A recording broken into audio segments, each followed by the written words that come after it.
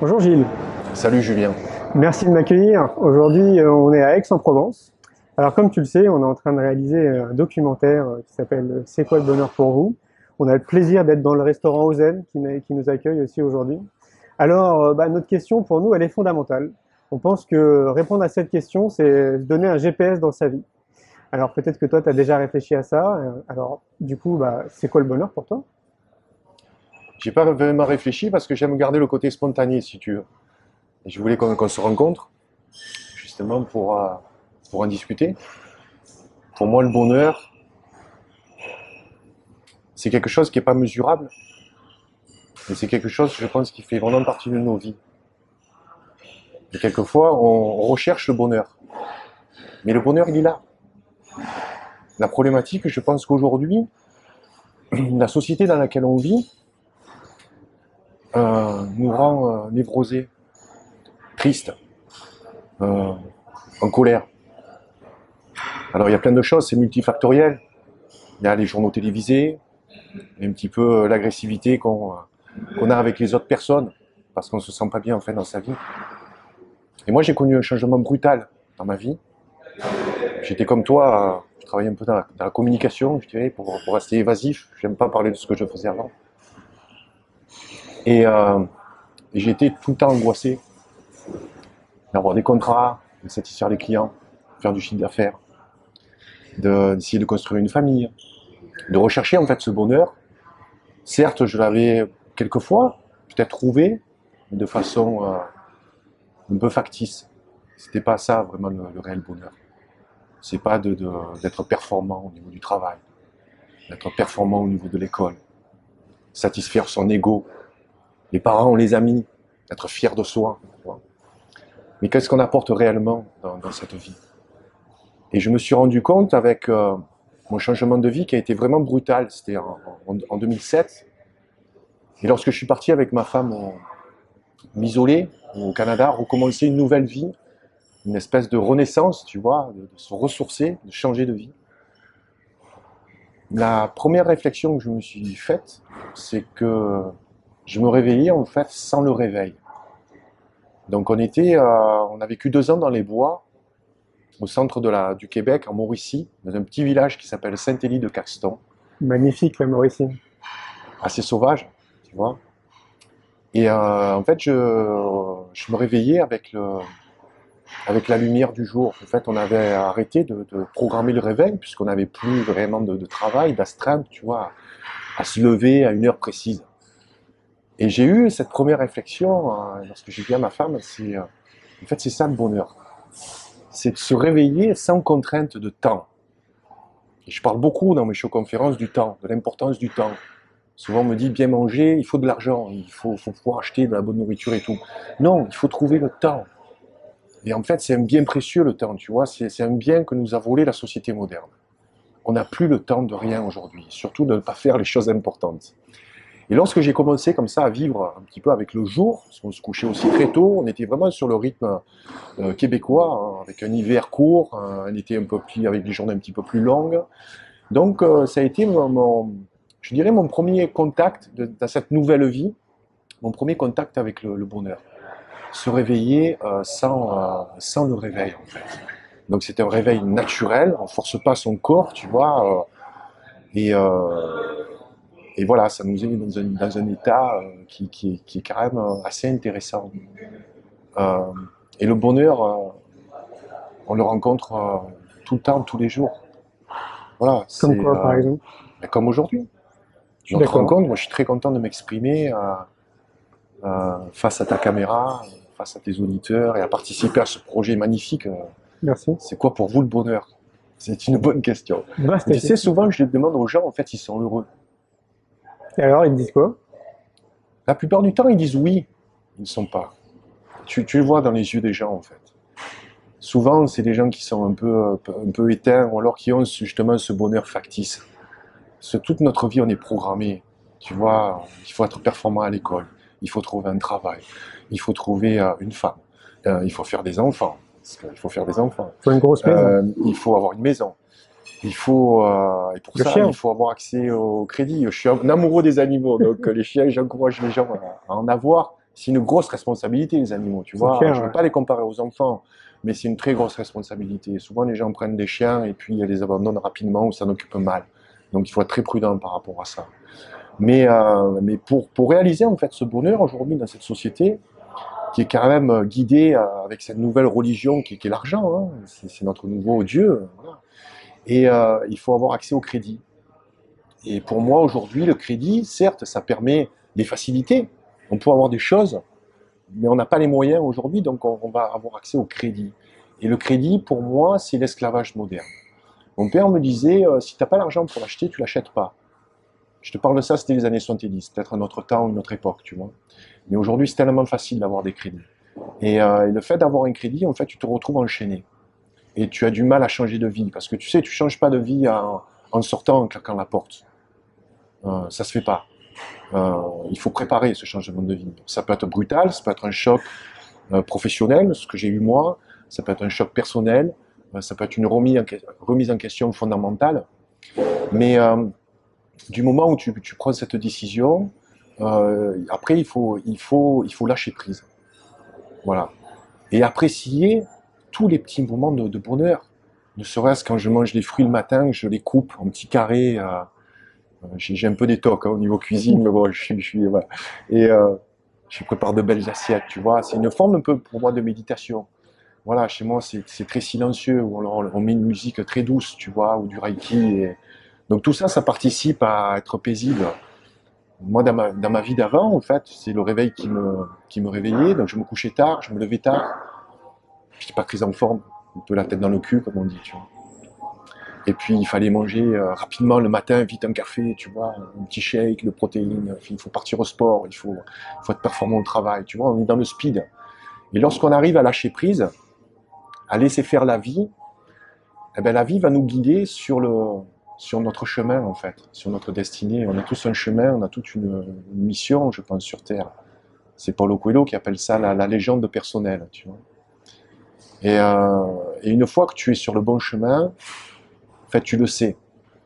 Quand tu es sur le mauvais chemin, la vie te montre que tu n'es pas sur le bon chemin, mon gars. Donc, elle te met quelquefois des petites tapes, C'est pas quelquefois de fluide. grandes gifles. Mais à force de prendre des petites tapes, tu commences peut-être un peu à te réveiller. Et quelquefois, il faut une grosse gifle. Et une fois que tu es sur le bon chemin, eh ben, je dirais tout est facile. Voilà. Mais il faut du courage pour l'admettre. Tu vois, arriver à lâcher prise. Et j'ai étudié ça aussi avec. Je rencontre de nombreux lecteurs aujourd'hui, tu vois, comme toi, je voyage beaucoup et j'échange avec eux. Et quelquefois, ils ont envie. Ils sont pas heureux dans leur vie aujourd'hui. Ils ont envie de changer de vie. Mais ils me disent souvent, bon, on a les loyers, il faut payer le crédit, il y a mes enfants qui sont à l'école, tu vois. Tout un tas de problèmes qui sont certes importants. Tu peux pas les balayer comme ça d'un revers de la main. Mais c'est pas des vrais problèmes en fait. Il faut arriver à se préparer, à les résoudre. Et on peut sortir de ça, hein. On peut sortir du crédit, on peut sortir de différentes façons, tu vois, pour se préparer à vouloir changer de vie. Il faut le vouloir aussi, parce qu'il y a des gens qui ne veulent pas. Et souvent, ceux qui ne le veulent pas, c'est peut-être qu'ils n'ont pas les mêmes informations que nous avons, toi et moi. Tu vois, c'est des gens peut-être qui sont restés dans leur monde, qui pour moi, sans le critiquer, puisque j'en faisais partie, hein, mais qui pour moi est un monde un peu étriqué. Et on le voit lorsqu'on va dîner avec des amis hein, qui n'ont peut-être pas les mêmes préoccupations que nous. Ben, ils vont parler de leurs enfants, ils vont parler ben là, de la crise des immigrés, par exemple, qu'est-ce que tu en penses, ce qu'ils ont entendu à la télévision. Et ils sont, voilà, moi j'ai du mal, si tu vas dialoguer avec des personnes qui s'informent uniquement par les médias mainstream. Tu vois, pour moi, c'est une grosse propagande. Voilà, je crache pas dessus, il y a du bon et du mauvais, mais bon, il y a quand même cette pensée unique, tu vois, qui nous enferme dans un monde, et je trouve ça assez limité, tu vois, et voilà, mon père a travaillé toute sa vie, tu vois, pour profiter de sa retraite, à l'année de sa retraite, il a eu 2 cancers coup sur coup, donc là aussi, après, pour en revenir sur mon sujet, ben, c'est de prendre conscience que notre corps, ben, on doit y faire attention, on doit bien s'alimenter, on doit faire une résilience par rapport à notre mode alimentaire. Donc c'est mon travail aujourd'hui. Et puis le fait que je suis fier aujourd'hui de dire que c'est grâce à mon livre, si tu veux, que je gagne ma vie. Avant, je vendais des campagnes publicitaires, tu vois, je faisais autre chose. Je vendais des choses qu'on n'avait pas forcément besoin. Tu vois, cette société de, il faut consommer, consommer, consommer. Matérialiste. Ouais. Et là, le fait voilà, de vendre un livre qui, pour moi, apporte certaines informations qui peuvent être capitales, ben, je participe à quelque chose, modestement, à cette, comme on disait, cette prise de conscience globale hein, qui est en train de vraiment de se mettre en place ici. Et puis la France est un terrain très fertile pour ça, C'est clair. vraiment. Moi, quand je t'écoute, j'entends aussi, mais c'est la même chose, un conditionnement. On pourrait considérer qu'on est conditionné par la société dès notre temps d'enfance, quoi. À te dire, voilà, tu vas sur les rails, petit gars, et c'est tout droit, quoi. Et surtout, sors pas des rails, quoi. Surtout, sois pas créatif, réfléchis pas, et fais comme tout le monde, quoi. Ouais. Ouais. Donc le bonheur, pour en revenir à ta question principale, parce que c'est le thème aussi de notre entrevue, c'est le bonheur, c'est tous les jours. Voilà, le bonheur, c'est des petits instants, et il faut être capable de le voir, ce bonheur. Il faut être capable de l'apprécier. Je te dis ça et j'ai pas ma femme qui est à côté de moi, sinon elle sourirait parce que moi le matin quand je me lève, je suis pas très de bonne humeur, je suis pas de bonne humeur, tu vois, je suis pas très sociable, je suis un peu ours quoi. Et je te raconte une anecdote, on était invité chez une amie, on a fait une conférence dans un petit village près de Chamonix qui s'appelle Servoz. Et cette amie auquel on tient beaucoup, s'appelle Violette, nous avait invité chez elle à dormir. C'est assez rare qu'on aille dormir entre guillemets chez l'habitant ou chez la personne qui organise. On préfère avoir notre petit peu notre indépendance. Mais on était totalement en confiance, on est allé dans son chalet qui respirait le bonheur. Déjà, on est arrivé très tard, tu vois, on était fatigué, donc on a pris la douche, on s'est couché, le lendemain matin on a pris un bon petit déjeuner, et puis on va pour sortir, et sur sa porte en fait, il y a une pancarte qui m'a interpellé. Donc sur la porte d'entrée en fait, il y avait une pancarte dans un petit tableau, en fait, cette pancarte disait pensée positive, journée positive. Donc aujourd'hui, on a la même à la maison, tu vois. C'est de se conditionner à ça. Se dire, À la pensée positive. ouais, Voilà. ouais, ouais, ouais, Je suis d'accord. ouais. Et tu penses pas que c'est difficile pour 90% de la population à se conditionner rien qu'à ça? Parce qu'on peut se dire c'est simple quand même de se conditionner à la pensée positive, mais j'ai le sentiment que c'est très compliqué de sortir de tout ça, quoi. C'est compliqué de sortir du moulin. C'est compliqué de sortir de ces problèmes quotidiens. J'ai du mal aujourd'hui à en parler, tu vois, parce que je pense qu'avec ma femme, on est sur notre chemin de vie, tu vois, et on veut aller plus en avant sur l'écriture et puis sur ces formes de show-conférences pour diffuser, tu vois, de l'information positive aussi. Donc on a la chance de s'être trouvé, entre guillemets. Si je me replace dans ma vie d'avant, ça serait peut-être plus compliqué, tu vois, pour moi. Donc on ne peut pas blâmer, tu veux, les gens qui vont nous dire, oui, mais écoute, Gilles, j'ai d'autres problèmes, moi, il faut que je paye mon loyer à la fin du mois, tu vois, j'ai mes enfants, j'ai des trucs. Oui, donc tu essayes de positiver, de leur expliquer qu'il y a des petites choses sur lesquelles ils peuvent se raccrocher, mais il faut essayer de se dégager de ce carcan. Tu vois, on est vraiment dans une prison moderne aujourd'hui, il n'y a pas de barreau, mais on est enchaîné.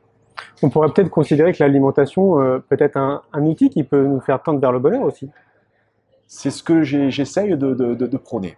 Oui, effectivement. Parce que quand tu reprends la main sur ton alimentation, quand tu choisis les aliments que tu vas consommer, quand tu prends plaisir à cuisiner, et je te dis, c'est le mot plaisir, je ne le dis pas à la légère, tu vois, faut mettre de l'amour quand on cuisine.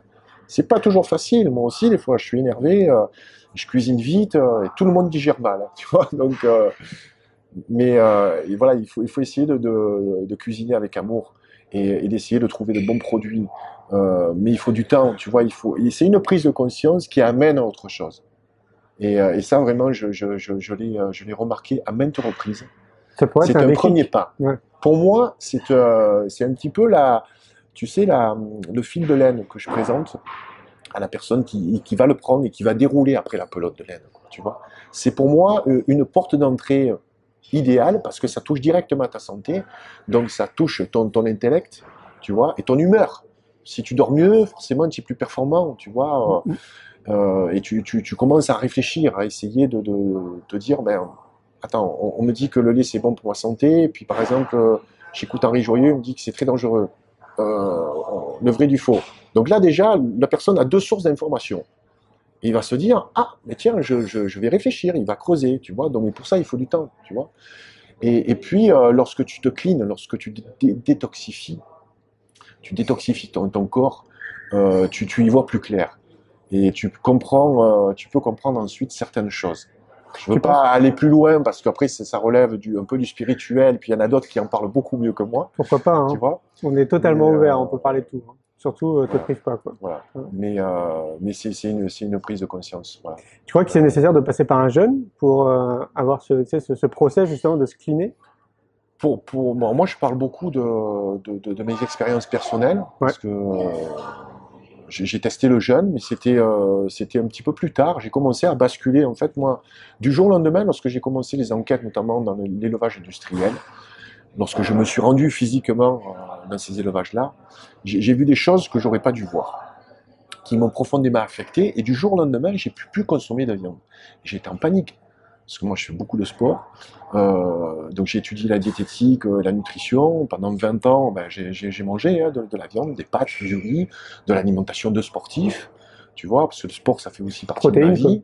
Oui, le mythe et les protéines. Tu vois. Où sont mes protéines, tu vois? Je pensais pas du tout aux vivants, aux minéraux, minéralisation du corps, l'équilibre acido-basique.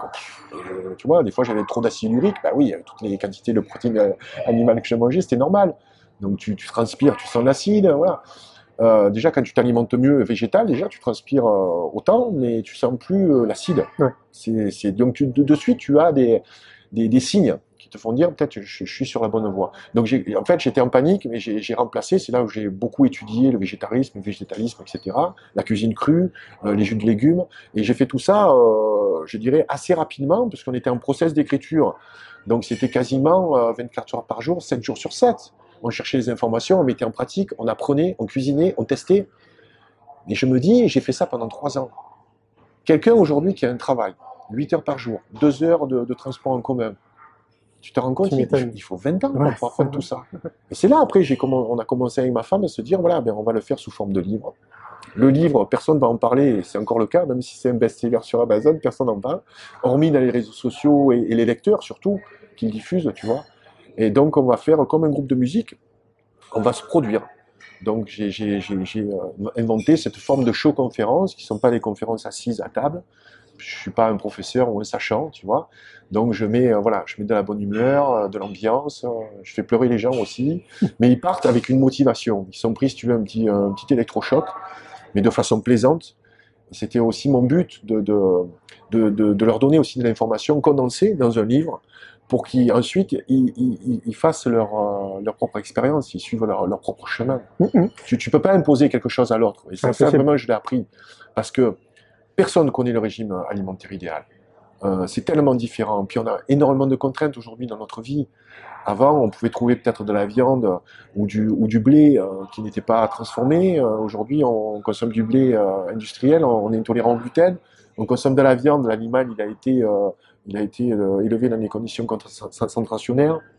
On lui a donné des antibiotiques, des vaccins, des grains OGM, c'est la nourriture toxique. C'est clair. Donc les contraintes sont différentes, tu vois. On Mhm. n'est plus des chasseurs-cueilleurs, c'est plus l'ère du paléo, tu vois, ou l'ère des vikings aussi. Mais donc voilà. Après, chacun doit pouvoir adapter ça, mais il faut de la volonté. C'est le proverbe qui dit il vaut mieux apprendre à pêcher à quelqu'un que de lui donner un poisson tous les jours. Ouais, C'est un peu ma démarche. c'est ce que disent un peu les statistiques. Pour un mec qui est très motivé, il lui faut à peu près 3 ans pour changer vraiment totalement son alimentation. Ah, je dirais ça aussi, ouais, tu as Ouais, raison. c'est à peu près Avec ça. une vie normale, une Ouais, vie ouais, active et tout, et en c'est ça. étant motivé. Mhm. C'est-à-dire en passant ses loisirs et puis ses temps libres à commencer à expérimenter certaines choses. C'est ça, Et aller exactement. petit à petit. Ce que je dis dans le livre, il ne faut pas de changements radicaux. Il faut amener le changement comme ça, progressivement. Ne pas hésiter à faire des retours en arrière. Parce que notre système digestif, en plus, est plus habitué, tu vois, à digérer énormément de fibres, de crues. Donc, si quelqu'un, par exemple, mange ce que je mange aujourd'hui, peut-être qu'il va pas digérer ou il va être malade, tu vois. Ouais, c'est clair. C'est pas du clé en main, quoi. Voilà, il faut un peu de boulot derrière. Mais c'est important parce qu'une fois que tu décris la toxicité de notre alimentation, c'est quand même noir, tu vois, c'est lourd. Tu m'étonnes. Donc j'ai voulu après finir un petit peu avec justement la lumière, celle qui nous sauve, qui nous illumine. Et cette lumière, tu l'as dans l'alimentation vivante. Donc voilà, terminer après sur des notes aussi avec des recettes de cuisine, tu vois, qui sont basiques, hein. Je travaille avec des chefs, mais je leur dis de façon humble, vous savez, moi je suis un autodidacte, je fais de la cuisine familiale. Ils disent non, non, tu fais la cuisine instinctive. C'est vrai que voilà, c'est facile, tu vois, mais il faut aimer ça. Et quand tu aimes quelque chose, la cuisine n'est pas rébarbative si tu Ouais, l'aimes, si tu prends plaisir à la faire. c'est clair. Surtout qu'on a un avantage, nous Français, on adore manger, quoi. On adore manger, mais quelquefois on n'adore pas faire la cuisine. Mm. Ouais, alors ça, je pense que c'est encore une histoire de sociétale. C'est-à-dire qu'on nous fait croire qu'on n'a pas le temps de cuisiner, puisqu'on nous prépare des trucs déjà qui sont déjà préparés, alors qu'en réalité, on a tous 24 heures sur une journée, et cuisiner, allez, ça te prend quoi, 30 minutes? Oui, mais c'est une question de priorité. Ouais, voilà. Certaines fois, je reconnais, tu vois, quand je rencontre des personnes qui ont justement une vie active, qui ont des transports en commun, quelquefois c'est 2, 3 heures par jour, tu vois. Et ça, pour moi, c'est vraiment, enfin, c'est pas gâcher sa vie, je peux pas juger, tu vois, mais c'est du temps perdu, quoi. Le temps que tu es dans les transports. Alors je dis aux personnes, téléchargez des conférences ou des trucs en MP3, vous les mettez, et puis vous les écoutez. Ou vous lisez, mais quelquefois, même moi, j'arrive pas à lire. Tu sais, dans les transports en commun, t'as un peu mal au cœur, des fois, ou prendre un livre. Mais ne serait-ce que, tu vois, écouter, et comme ça, se mettre dans une bulle, et puis apprendre. Au lieu d'être dans les embouteillages sur le périph' à Paris, et puis écouter France Inter, tu vois, ou, Ouais, voilà, donc, ouais, je sais ce que tu veux dire. voilà. Donc le temps, on peut le trouver, bien sûr. Et c'est un exemple que je cite, hein. On a tous 24 heures par jour, Bah, mais il faut définir nos priorités. c'est ça. Et si notre priorité, c'est vraiment notre santé, et aussi la santé de nos enfants, notre alimentation doit devenir notre priorité. Si tu n'y prends pas cas, tu ne seras pas en santé. Voilà. Ah ouais, c'est pareil, Ça peut se dégrader très vite, quoi. c'est clair. Tu prêches à Voilà. convaincu, hein. Voilà, je veux pas faire peur aux gens. Souvent, on me dit je suis un lanceur d'alerte ou je suis pessimiste, je suis alarmiste. Non, le constat, il est dramatique. T'es réaliste. Sincère, non, oui. Ouais, Moi, t'es je réaliste. pense être réaliste. Ouais. Mais parce que les personnes n'ont pas aussi toutes les informations, tu vois, et puis elles vivent encore voilà, dans des faux concepts. C'est vrai, ouais. Alors, quelle serait la conclusion de ton livre? La conclusion de mon livre, Mm, je termine par, tu sais, mon livre en fait est construit avec des petites chroniques. Tu as mm. vu, c'est assez facile à lire. Voilà. Et je termine en fait par se battre pour ses convictions. Il faut toujours se battre pour ses convictions. Je pense qu'il faut acter ses convictions profondes, quelles qu'elles soient, hein. Mais il faut choisir, je dirais, non pas un combat, c'est encore un terme un peu trop guerrier, tu vois, mais une cause. Voilà. Et puis faire quelque chose. Alors, les réseaux sociaux, c'est très bien. Moi, j'ai un peu de notoriété grâce aux réseaux sociaux. Donc, je remercie Facebook, bien que je sache ce qu'il y a derrière et tout. Mais bon, il y a du bon et du mauvais, comme dans tout. Tu vois, ça reste un média, c'est tout. Mais, euh, mais après, il faut acter sur le terrain, quoi. Il ne faut pas rester dans le milieu du virtuel. Il faut aller à la rencontre des gens. Ce que tu fais très bien, toi, et je te remercie. Tu vois, De passer à l'action, on quoi. aurait pu le faire par Skype aussi. C'est Tu vrai. vois, Ouais. c'est pas pareil. Non, c'est très différent. C'est pas pareil, Mm, mm, tu mm. vois. Et donc, d'acter ses convictions profondes, en fait, voilà. De ne D'accord. pas laisser tomber. Mais on peut pas être aussi sur plusieurs fronts. Tu vois, souvent, bon, moi, c'est vrai que la cause animale me tient à cœur, et particulièrement ma femme également. Et puis on nous dit, oui, mais bon, il y a des enfants qui meurent de faim. Bon, ils meurent de faim déjà parce qu'il faut savoir comment on produit nos céréales, et tu vois, comment on construit notre agriculture, parce qu'on est en train d'appauvrir les pays, en fait, de l'hémisphère sud. Donc il y a plein de causes à effet, mais voilà, il faut choisir une cause et puis défendre ses valeurs aussi, défendre ses valeurs. Souvent, on est un peu on est trop passif. Et j'enrage, tu vois, des fois, pour voir la propagande, la manipulation des foules, tu vois, notamment par rapport aux médias. Chaque fois, remarquez, tous les 2 ou 3 mois, il va y avoir une catastrophe Clair. ou quelque chose dont on va parler. Là, c'est le problème donc, des immigrants donc, qui viennent de Syrie. Il faut savoir pourquoi il y a eu une guerre en Syrie. Déjà, remontons à la source. Voilà, remontons sur les sources des flux migratoires, tout ça. Interrogeons-nous sur la souveraineté aujourd'hui de la France. On n'en a plus. On ne bat plus monnaie. On n'est plus, voilà, on est à la merci de l'Europe aujourd'hui. Donc il y a des choses qui seraient importantes. Et puis il y a des gens qui en parlent très bien, il y a des gens qui écrivent des livres. Alors c'est sûr qu'ils ne vont pas en parler dans les médias entre guillemets dominants, mais sans prêcher je dirais, la bonne parole, on peut faire la part des choses. Voilà, il faut toujours s'informer par des sources différentes, si possible des sources indépendantes. Et là, je suis très fier de dire, je suis à 100% indépendant. Tu vois, personne n'a financé mon livre. Je recommande aucune marque. J'ai pas de rétrocession ou d'intéressement ou d'affiliation. Tu vois. Donc, je demande pas aux gens de me croire. Mais en tout cas, je le fais en toute indépendance. Et ça, c'est important. Et Quand avec tu délivres honnêteté, de quoi. l'information, c'est l'indépendance. Et puis voilà, après, il faut être intègre et puis faire ce qu'on dit aussi. Mm. Donc voilà, pour conclure, le bonheur, je pense qu'il ne faut pas le chercher, il est là. Voilà, il faut juste se mettre je dirais, dans un certain état pour le percevoir. Et ça, très souvent, ça doit amener un changement de vie. Je crois que tu es au courant, tu sais, on veut créer une école de la vie, une école pour les enfants, donc c'est de la maternelle jusqu'au bac. Parce que moi, mon constat, si tu voyages aussi beaucoup comme moi, mon constat à force de voyager, c'est de me dire, bah, en fait, tout part de l'éducation. C'est pas plus compliqué que ça. Donc, si on peut faire en sorte de changer un peu le modèle de ce qu'on nous propose, donc en gros l'éducation nationale, et essayer de proposer quelque chose avec beaucoup plus de sens, c'est-à-dire de faire appel à l'être humain, ce qu'on est, c'est-à-dire avec notre potentiel de créativité, avec toutes nos émotions et ce qu'on est, et donc le sublimer quelque part, arriver à, je sais pas, ouais, la quintessence de ce qu'on est, pour qu'après on puisse le mettre à contribution pour un bien commun, bah, je me dis il Ouais, faut partir de là. ouais. Qu'est-ce que tu penses toi de ça, quoi? Écoute, avec ma femme, nous n'avons pas d'enfants. On ne compte pas en avoir. Donc je suis mal placé pour émettre un point de vue, si tu veux, par rapport aux personnes qui ont des enfants. Mais je m'intéresse beaucoup, en fait, à la transmission. Et moi, c'est toujours passionnant pour moi de rencontrer des enfants. Donc, je suis allé dans des écoles ou des centres aérés quelquefois. Et donc j'ai un bel échange avec eux. Et je trouve, tu as tout à fait raison. Et j'étais très surpris au Québec lorsque j'ai fait la connaissance de parents qui m'ont dit mais mes enfants, ils vont pas à l'école. Je dis ah bon? Et non, ils font l'école à la maison. Sais-tu que je savais pas ce que c'était l'école à la maison? Moi, je pensais que l'école était obligatoire. Tu vois? Et donc, non, non, donc ils ont plusieurs méthodes hein, que tu dois sûrement connaître. J'ai trouvé des enfants bien élevés, calmes, qui crient pas. Je suis rentré dans la maison, je me suis vu dans une immense salle de jeu avec plein de livres de partout, tu vois. Et ils m'ont expliqué un petit peu, alors j'ai trouvé ça génial. Et lorsque je suis revenu en France, j'ai trouvé de plus en plus de personnes qui venaient à leurs conférences avec des enfants. La plupart du temps, c'est des parents qui faisaient l'école à la maison. J'ai demandé à une petite fille, on était en période scolaire, tu vois, alors demain tu rentres à l'école, ben, elle était toute gênée, tu vois, elle regardait sa maman. Je dis non, ben, tu peux le dire à Gilles, je vais pas à l'école, je fais l'école à la maison, tu vois. C'est les larmes aux yeux. Ouais, ça m'étonne pas. Bah, tu sais, moi, je faisais partie de ces enfants qui étaient un peu différents, justement, quand on était petit. Et tu sais, en fait, tu sens très vite qu'on veut te mettre dans une boîte.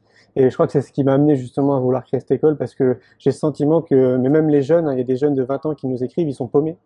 Ouais, Ils sont totalement paumés, parce qu'on veut les faire rentrer dans une boîte et ils ont pas envie d'entrer dedans, quoi. C'est pas ouais, eux, quoi. ouais. Ouais, Ils n'ont pas envie d'être formatés. c'est ça. Et c'est vrai que je m'y intéresse, tu vois, et je trouve ça fantastique, ton projet. Voilà. Même si tu vas avoir des freins importants, tu t'y attends, Ou pas. mais tu sauras les faire sauter. Ouais. Ouais, ouais, Parce que, en tout cas, il y a une dynamique aujourd'hui en France par rapport, il y a une attente. Voilà. Mm. Et quand tu es à l'écoute de l'enfant, ils évoluent pas de la même façon. Et puis on a tous des prédispositions. Comme je leur dis, vous êtes tous des petits super-héros. C'est clair, c'est ce que je Ouais, dis. c'est quoi ton super pouvoir? Ouais, moi je suis dessiné. Ouais, moi je suis bricolé. Ouais, tu vois. Et puis c'est de vrais petits gars, de vraies petites filles. Tu vois, il y a pas cette aujourd'hui ce questionnement. Tu vois, je suis fille, je suis garçon. C'est pas sain, tu vois, ce qui se passe. Moi je suis outré. Tu vois, je viens du monde de la musique. J'ai vu une transformation ces dernières années avec le sexe à outrance qu'on voit dans les clips vidéo. Je suis pas puritain. J'en ai fait des vertes et des pas mûres quand j'étais jeune, mais ça me choque. Tu vois, ce qui me choque, c'est parce que je vois, mais c'est ce que voient les enfants. Donc, c'est ce sexe à outrance. Et puis là, donc le vecteur de la télévision, notamment de la musique, avec les clips. Voilà. Et puis aussi, c'est l'accès à la pornographie. Voilà, par le net, avec des petits gamins. Donc, je trouve que ça, c'est traumatisant. Tu vois, je veux pas paraître un vieux con en disant c'était mieux avant, tu vois. Donc, on vit dans notre époque. Il faut pas sortir. On vit dans un système. Il faut pas en sortir. Mais il faut essayer, voilà, de reprendre la main là-dessus. ou alors partir vivre et devenir moine, etc. Tu vois. Ça peut Voilà, être une solution, ouais. bien sûr, ça peut être une solution, mais il y a moyen de faire des choses éthiques, des choses positives, de pas forcément le faire par envie de gagner un maximum d'argent. Ce qui est intéressant, c'est quand tu veux pas gagner de l'argent, en fait, tu en gagnes. La vie te donne ce qu'il faut pour vivre et pour avancer. Mais il faut que tu fasses des choses avec conviction. Voilà, on parlait de ça, avec conviction, Mm, avec honnêteté, en respectant tes valeurs, en respectant les valeurs de nos anciens. Et surtout, être ouvert. Tu vois, moi, je refuse de me, comme au catalogue aujourd'hui, comme un végétarien ou végétalien ou omnivore. Tout ça, c'est des classes. Tu vois, c'est un peu, on a affaire après à des préjugés. Donc il faut être très ouvert, écouter ce que dit l'autre, et surtout ne pas imposer son choix. non, c'est clair. Respecter, même si pour toi, le choix de l'autre est mauvais, qui tu es pour imposer ton choix? Voilà, donc il faut respecter ce choix, même il est douloureux. Voilà, mais il faut respecter ça. Tout le monde a le choix. Mais pour bien choisir, il faut avoir toutes les informations. Ce que j'allais te dire, ouais. Voilà. Mm, Souvent, on a un choix qui est programmé par mm. cette pensée unique et la propagande. Et on pense qu'il faut faire ça parce que c'est bien de Que faire c'est ça. comme ça, quoi. C'est comme ça. Mm, mm. C'est vrai. Donc voilà, faire les choses différemment, aller à contre-courant. Mm, mm. Voilà. Et ouais, cultiver sa curiosité, du coup, quoi. Aller chercher, comme tu dis, l'information à droite à gauche, et pas se contenter de ce qu'on entend à la télé, quoi. Et c'est passionnant. Ouais. C'est passionnant. Aujourd'hui, j'ai du mal à regarder un film. Pourtant, j'étais amoureux des films. J'allais au cinéma, je regardais la télé. Aujourd'hui, je regarde plus la télé depuis 5 ans. Les films, c'est très dur. J'arrive pas à rester attentif pendant 1 heure et demie, 2 heures. Alors certes, je consomme des séries, tu vois, pour un peu m'aérer le cerveau quand même. Il faut se distraire, tu vois. Il faut rester en connexion, voilà, avec ce qui se fait. Mais avec ma femme, on est passionné lorsqu'on découvre de nouveaux sujets, tu vois, des conférences, des choses. Et quelquefois, c'est déprimant. Parce que tu as affaire à des gens tellement érudits que tu te dis, waouh, il va falloir 10 ans pour savoir tout ce qu'il sait, tu vois. C'est un peu déprimant. Ouais, je vois ce que tu veux dire. Tu vois ce que je veux Ouais. dire? Le terrain Donc, de jeu, il est énorme. Mm. si tu mets le doigt dans un truc, après, voilà, Mm. si tu es passionné par les pyramides, tu fais y passer Oh là là, des ouais, années, tu vois. on parle pas, ouais. Et puis après, voilà, l'ufologie, il y a des choses intéressantes, Mm, la mm. nourriture vivante, il y a, voilà, Ouais. l'histoire de France. Oui, rien Ah, que ça, ouais. oui, voilà, une historienne qui s'appelle Marion Sigaud, qui est une historienne, bon, un petit peu à part de l'intelligentsia des historiens, et qui m'a fait découvrir le XVIIIe siècle, quoi, ce qui s'est réellement passé pendant la Révolution. Moi, je pensais que c'était le peuple qui a voulu décapiter le roi. Ben, c'est pas si simple que ça, voilà. Ouais. Et donc, je me suis passionné d'histoire. Et pourtant, je détestais ça à l'école. Comme quoi, Ouais, ouais. tu peux trouver quelqu'un qui te rend un sujet intéressant, et le fait de savoir que c'est pas ce qu'on t'a appris, c'est d'autant plus, ça aiguise ta curiosité. C'est ça, ouais. Voilà. En tout cas, il faut le souhaiter, Et, quoi. Il voilà. faut souhaiter que ça aiguise cette curiosité et que tu dises, oula, ben, il y a un truc qui cloche, clairement, on m'a pas appris ça. Tiens, ce point de vue, finalement, il est quand même super intéressant. Ce serait intéressant que je continue de creuser pour voir, quoi. Exactement. Et puis après, tu fais ton choix. C'est Tu ça. vois, tu fais ton choix. Ouais. Donc c'est Ben, ça la curiosité. on participe à ça, nous, quelque part, parce qu'on apporte justement cette information qu'on n'a pas forcément, qu'on trouve, je sais pas, sur TF1, pour citer TF1, ou sur n'importe quelle chaîne, quoi. Ouais. Voilà, on va dire de l'information alternative, quoi. Mais qui existe et qui est réelle. Donc, l'idée, c'est pas de se dire, bah, ça, c'est la vérité, mais au moins de poser une graine et de dire, voilà, réfléchis, t'en Ouais. fais ce que tu veux, Ouais. mais il y a aussi cette information, quoi. Ouais, mais on a ce choix aujourd'hui, tu vois. Et en plus, on a accès à ça. Mm. Tu te rends compte qu'on a accès à la plus grande bibliothèque du monde. C'est jamais arrivé dans l'univers, tu vois, dans l'histoire de l'univers, l'histoire de l'homme également, quoi. Mon père était imprimeur, tu vois, on vénérait Gutenberg, le papier, tu vois. Ouais. Donc, bon, je tiens au support papier aussi. Souvent, on me demande est-ce qu'il y a un e-book. Bon, je suis pas favorable, moi, au e-book. Ah, l'odeur du papier, Le c'est papier. important. Mais c'est quelque chose, tu sais, lorsque j'ai beaucoup lu pendant ces enquêtes, et le fait d'avoir un livre, tu es focalisé sur quelque chose. Si tu as une tablette ou si tu regardes ton ordi, c'est pas la même chose. En fait, tu n'appréhendes pas l'information de la même façon. Tu es très vite distrait par autre chose. C'est vrai. Et puis le livre, comme je dis, moi je suis un peu une mentalité de survivaliste, tu vois, aujourd'hui, c'est que t'as pas besoin d'électricité. Tu prends ton bouquin, il faut un peu de lumière du jour ou une bougie. Et puis le livre, comme disait mon père, les écrits restent, donc les paroles s'en vont, mais tout ce qu'on a sur Internet aussi, ça va s'en aller, quoi. C'est Ça clair. reste du virtuel. Mm, mm, mm. Donc il faut revenir, voilà, à des choses qui sont un peu vieux jeu, tu vois, mais qui sont aujourd'hui terriblement efficaces. Donc, Plus de le livre, concret. plus de concret, voilà. Ouais, c'est vrai. On te verrait où sur un prochain show? Là, dans les mois qui viennent, Ouais. ben, je recommence la tournée. Je termine par 5 dates. Je serai à Paris le 13 octobre. D'accord. Donc, je suis très content de revenir à Paris. J'avais commencé la conférence là-bas. C'était dans une église, Ah, l'église de super. Sainte-Rita, Trop bien. qui aujourd'hui a été fermée, été vendue pour faire des logements sociaux. Ok. Voilà. C'est une autre problématique aussi, Mm. donc nos monuments religieux en fait.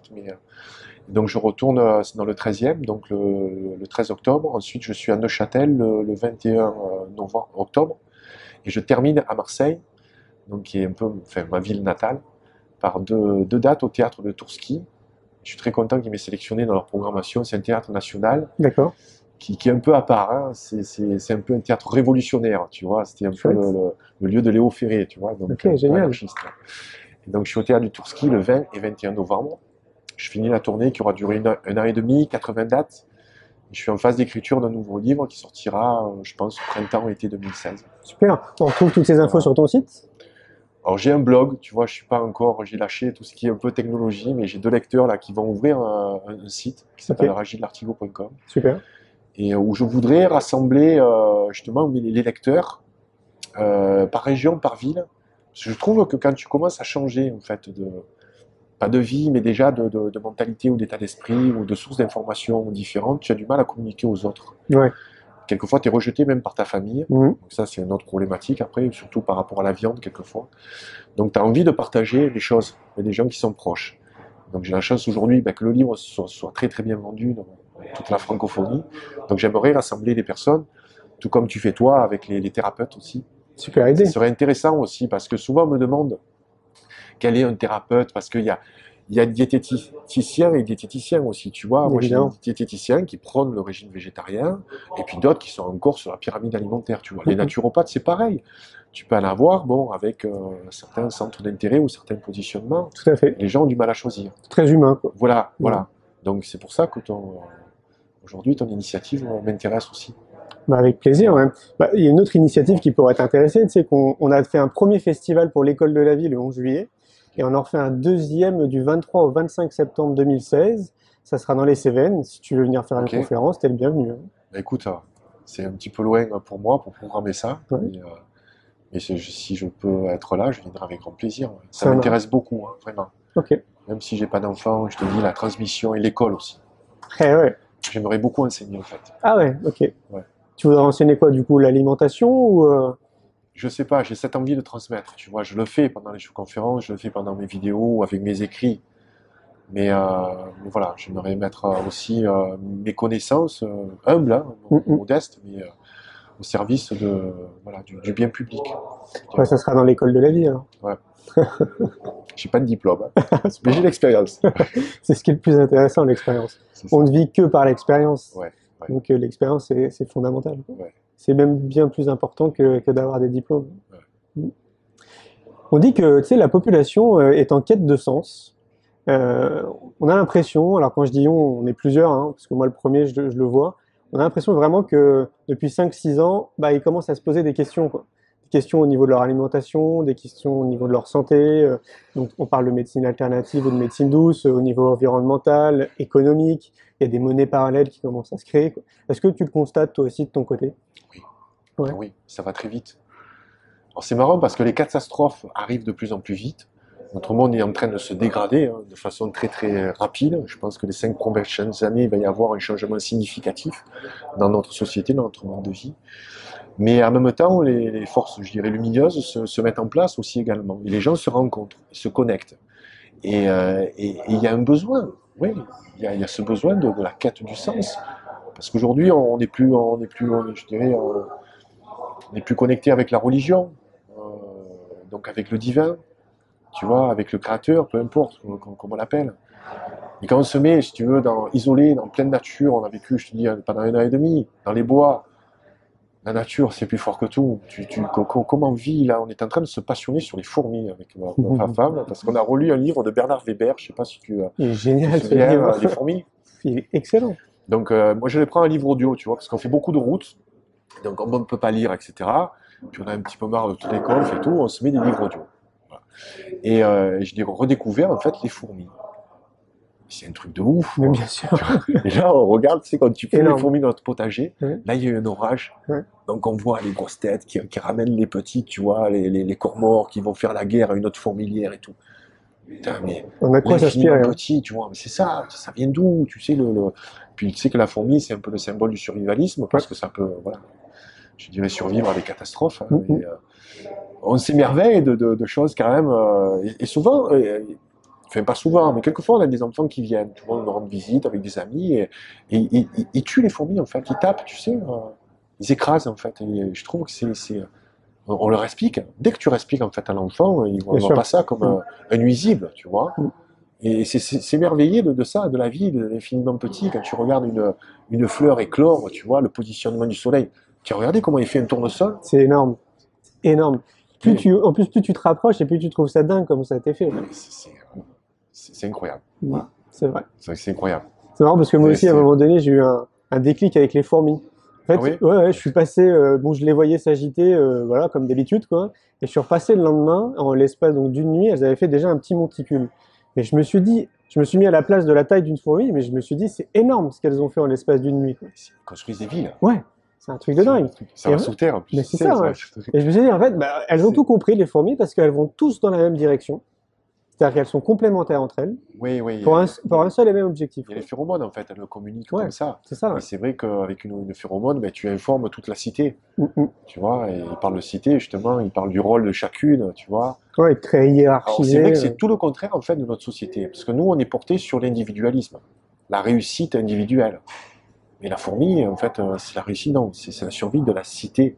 Ça, on l'a perdu, je pense pas qu'on... Je pense pas qu'on l'ait jamais eu, en fait. Je sais pas si on l'a eu un jour, Tu vois? tu vois. Avant, il y avait les clans, peut-être, tu vois, où on se mettait vraiment au service du clan, tu vois, et on pouvait mourir aussi pour le clan. Mais, enfin, aujourd'hui, ça n'existe plus. La nature, ouais, de manière générale, comme on le disait là en aparté, on n'est plus en contact avec la nature. Enfin, en tout cas, on a perdu le contact qu'on avait avec la nature, quoi. Ouais. Et c'est flagrant de voir que bah, le fossé s'est creusé de manière très importante. On considérait même il n'y a encore pas si longtemps que les animaux, les chiens d'ailleurs, hein, je crois que c'était les chiens, étaient un objet dans le code civil. Ouais. Et maintenant, je crois que c'est terminé, quoi. Ouais. Et j'ai le sentiment, donc pour revenir à ce que je disais, que bah, on est en train de revenir en arrière. En se disant, tiens, bah, finalement, quand même, la nature, elle a peut-être du bon pour nous, quoi. Ouais, ouais. Moi, je le ressens surtout quand je vais dans les villes. Et on sent que la nature, elle est, enfin, la ville a essayé de l'étouffer. Déjà, parce que quand on promène nos chiennes, en fait, elles sont habituées à faire leurs besoins dans de l'herbe. Et l'autre fois, quand on est revenu en fait en France, mais on était à Paris et on ne trouvait pas en fait un coin de verdure. Et même les arbres, tu vois, enfin, les platanes, à leur base, il y a une grille. Et puis moi, je souffre beaucoup l'été de la chaleur. Et donc, je sens vraiment quand je suis en ville, la terre qui est dessous, en fait, qui chauffe, c'est le goudron, tu vois qui la chauffe. La terre, on ne respire plus en ville. Donc on peut s'émerveiller avec les grands monuments et tout. Je ne rejette pas l'idée des villes, tu vois. Mais je me sens beaucoup plus serein, beaucoup plus à ma place lorsqu'on est en campagne. Et d'ailleurs, on supporte beaucoup mieux les intempéries aussi, les grosses chaleurs, parce qu'il fait très chaud aussi au Québec, hein, c'est pas monté jusqu'à 40. À Montréal, c'est étouffant. À New York, c'est étouffant. Quand tu fais 2 heures, tu vas en Mauricie, et déjà, tu te poses tes pieds sur le sol, tu lèves les chaussures déjà, parce qu'il faut se connecter à la terre. Il faut dire aux gens aussi, tu sais, toute l'électricité qu'on emmagasine tous les jours, hein, avec nos portables, les ondes et tout, bon, il y a des catastrophes. Mais on a de l'électricité en nous. Avant de se coucher, il faudrait marcher pieds nus, au moins juste poser ses pieds à la terre, se mettre à la terre pour se décharger de ça. Voilà. Donc c'est une personne qui s'appelle Jean-Philippe Carrère qui m'a appris ça parce qu'il était électricien en fait. Et il a eu une prise de conscience, il s'est reconverti dans justement tout ce qui est protection des ondes, tu vois.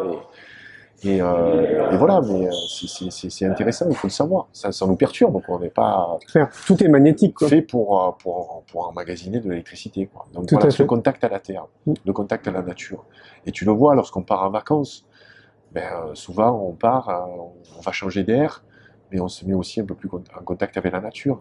Ne serait-ce que se baigner dans la mer. La mer, c'est la vie, quoi. C'est la Ouais. source de la vie. Ouais, c'est clair.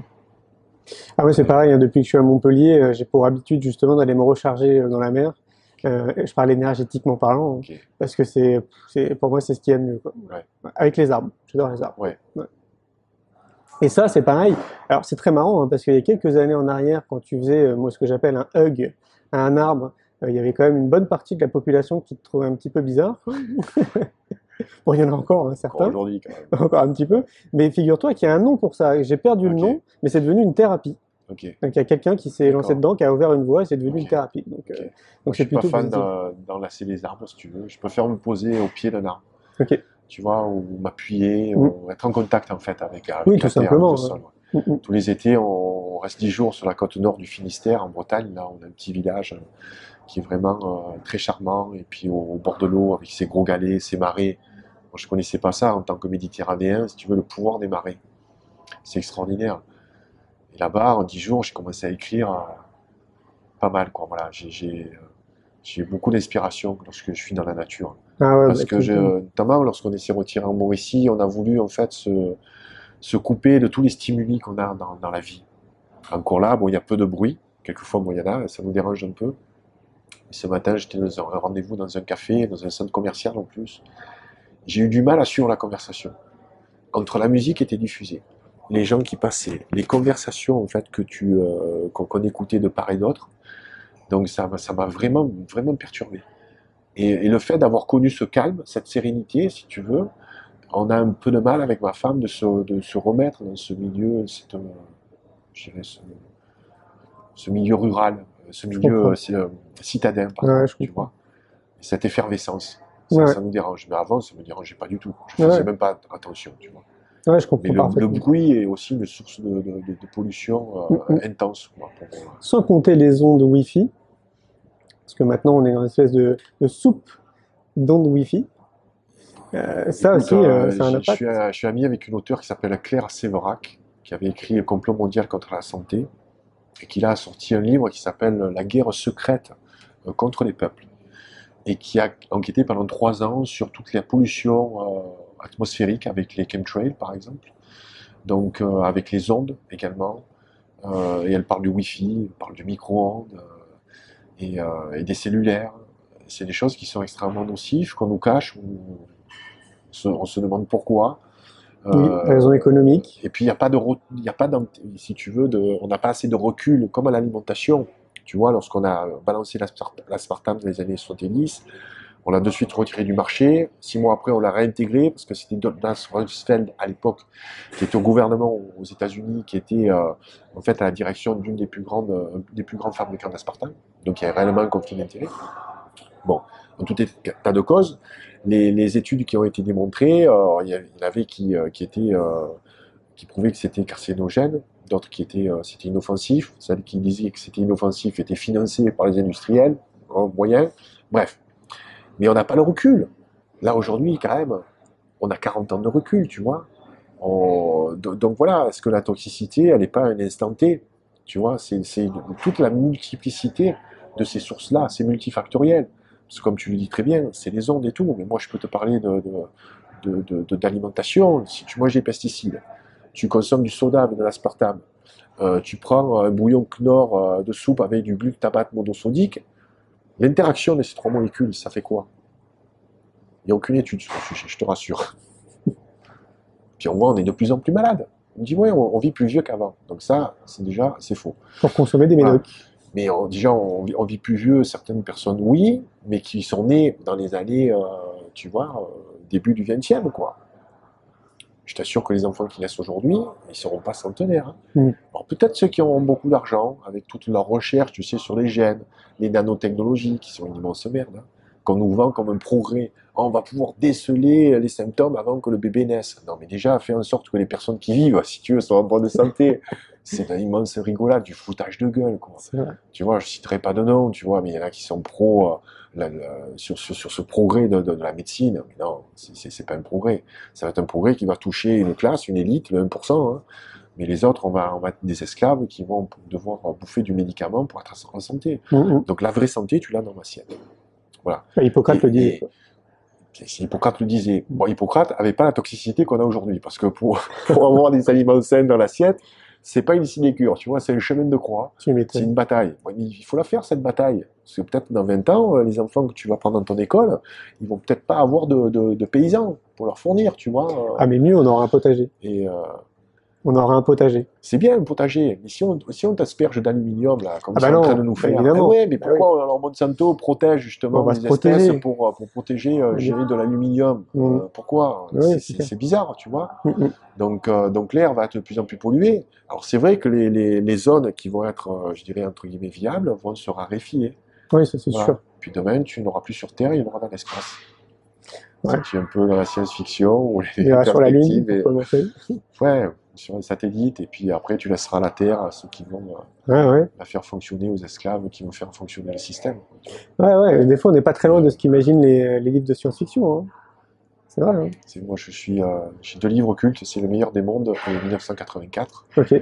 Voilà. Donc il y a beaucoup de références par rapport à ce qui se passe aujourd'hui. Ah, ouais, c'est sûr. Mais c'est vrai que au niveau de l'alimentation, il faut faire très attention. Mm, Voilà. mm, mm. Alors il faut pas être pessimiste. Mm. On pourrait l'être, Mm. mais il faut toujours garder une forme d'optimisme et se battre. Moi, je Faut être préfère vigilant, mourir, quoi. si tu veux, au combat, voilà, que dans mon lit, en n'ayant rien fait, et juste profiter des petits plaisirs de la vie. Tu sais, on vit dans une société aujourd'hui où on est une société de jouisseurs, je Mm. dis, tu vois. On veut le plaisir immédiat, tout de suite, on veut se faire plaisir. On veut le C'est bonheur clair. là, vends-moi le bonheur. Mais j'ai de l'argent, je t'achète le bonheur. Eh non, le bonheur, ça s'achète pas, mon gars. Voilà. C'est vrai. Parce que c'est pas le vrai bonheur, ça. Ouais, ouais. Le vrai bonheur, ça s'achète pas. Non, c'est sûr. Et on pourra pas dire qu'on n'était pas au courant. Bah écoute, avec les informations qu'on a quand même à droite à gauche, Mm. si on veut savoir, on a les sources pour savoir. J'ai vu qu'il y avait pas mal de citations dans ton livre. Ouais. Moi, j'aime bien les citations. Ok. T'as une citation, toi, que t'aimes bien? Une citation parmi plein? Une citation parmi plein, alors, j'ai fait beaucoup d'interviews dans le domaine musical, puisque j'avais une émission qui s'appelait Heavy Metal Food, qui existe encore, je vais sans doute réactiver. Et donc j'ai interviewé les musiciens et les rockstars sur leur façon de s'alimenter sur la route, en tournée, de façon générale. Comme Alice Cooper, c'est ça? Oui, en fait, Ouais. j'ai une personne en fait qui m'a beaucoup touché, qui s'appelle Devin Townsend, qui lui m'a fait comprendre que en fait il a fait son coming out végétarien, parce que c'est quelqu'un en fait qui est très doué dans la musique extrême. C'est un peu un Frank Zappa quoi du métal, Devin Townsend, un Canadien, et qui m'a dit qui croit pas au militantisme, si tu veux. Avant d'écrire mon livre, j'étais un petit peu plus rentre dedans. Je voulais écrire un livre encore un peu plus punchy. Et il m'a dit, tu sais, ça sert à rien d'imposer ton point de vue. Il vaut mieux être humble. Il faut que tu fasses envie aux gens. Montre-toi un exemple. Tu es charismatique. Voilà, tu dégages de la sympathie. Les gens ensuite vont s'intéresser à ce discours. Donc voilà, ne pas être trop dans le militantisme et l'agression. Ce que je fais moi c'est bien, ce que tu fais toi c'est mal. Tu vois, il faut pas être dans le jugement. Donc ça c'est quelque chose qui m'a profondément marqué. Et ensuite il y a le chanteur du groupe Marion euh, qui m'a dit la chose suivante, il faut faire la cuisine pour l'autre, c'est lui dire je t'aime. Parce que lui ne savait pas cuisiner. Et lorsque je lui ai fait un cake, je lui ai apporté lors de l'entrevue, et je lui ai dit, tu sais, ta musique m'a bercé pendant mon adolescence. Et il m'a dit, mais tu me le rends de la plus belle des façons, parce que sûrement tu as fait ce cake avec amour. Donc voilà, c'est cuisiner avec amour, c'est dire à l'autre je t'aime. Je suis d'accord avec ça, ouais. On dit très souvent d'ailleurs que ceux qui aiment cuisiner, en général, c'est ceux qui aiment les gens, quoi. Ouais. Merci beaucoup, Gilles. Merci, À bientôt. merci. Salut. C'était très agréable. Yes.